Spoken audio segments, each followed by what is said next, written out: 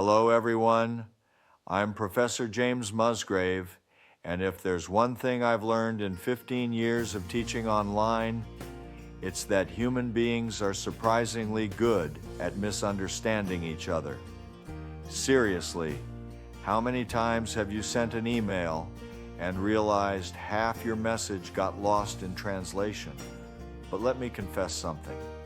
As much as I love good old human-to-human conversation, I'm also a fan of digital avatars, AI-powered ones to be precise. Now, some of you might be thinking, wait, are you suggesting we replace real human contact with robots? Absolutely not. In fact, I believe it's entirely the opposite. Since the beginning of history, we've recognized how private and isolated our minds really are. I can't jump into your consciousness any more than you can jump into mine. Even in face-to-face talks, we mostly rely on approximations, guessing how the other person feels. So why might an avatar assistant help? Well, a well-trained avatar can listen tirelessly. It can scan through massive amounts of data to find exactly the information you need in that moment.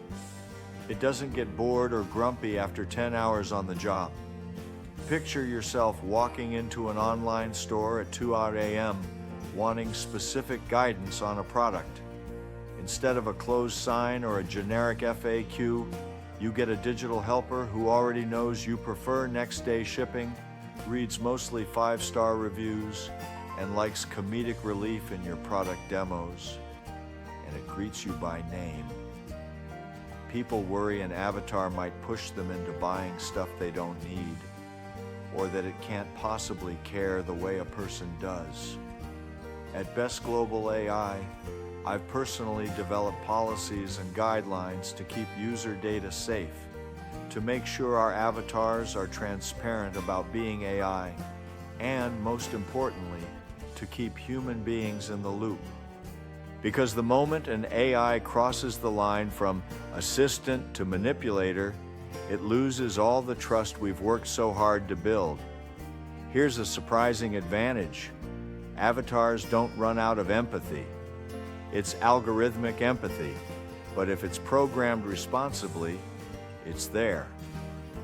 Some users actually feel more at ease disclosing certain concerns to an avatar than to a human rep, less fear of being judged.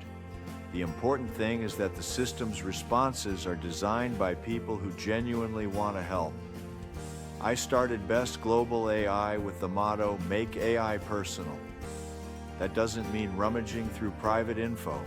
It means tailoring our AI to respect personal contexts. We encourage our clients to keep data minimal and to let users control what's collected. When you talk with one of our avatar assistants, you're in charge. No tricks, no hidden agendas. Let me share a brief story. A client of ours was initially terrified of adopting an AI avatar for her online pet supply store, thinking her older customers would hate talking to a machine. We gave her a custom avatar with a friendly tone, remembering each returning customer's preferences.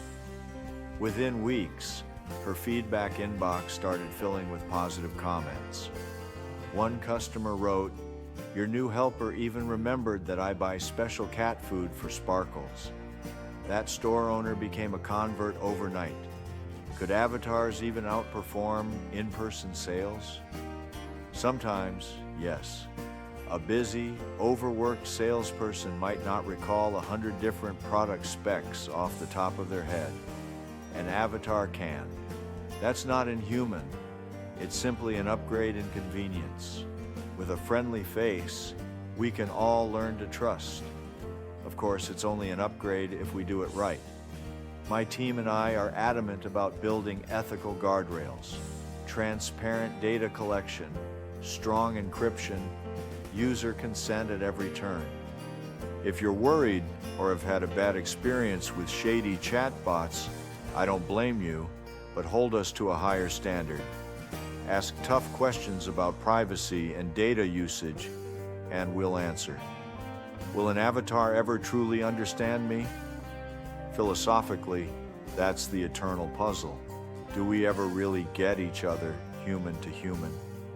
Maybe not, but we can come close with empathy, good design, and the right intentions. I believe AI can help us extend that closeness in new, positive directions.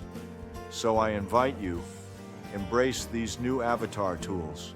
Test them, push them, see where they fail, and help us improve. You'll find they can make life easier, not spookier, if approached with a little courage and an open mind. After all, if technology can do some of the heavy lifting of communication, helping us find the right words, the right products, the right solutions, maybe we can save our energy for the deeper, trickier matters of the heart. Thank you for listening. My dream is that one day you'll think of an AI avatar not as some eerie robot, but as a genuine helper that respects you, meets your needs, and brings us all closer rather than pushing us apart.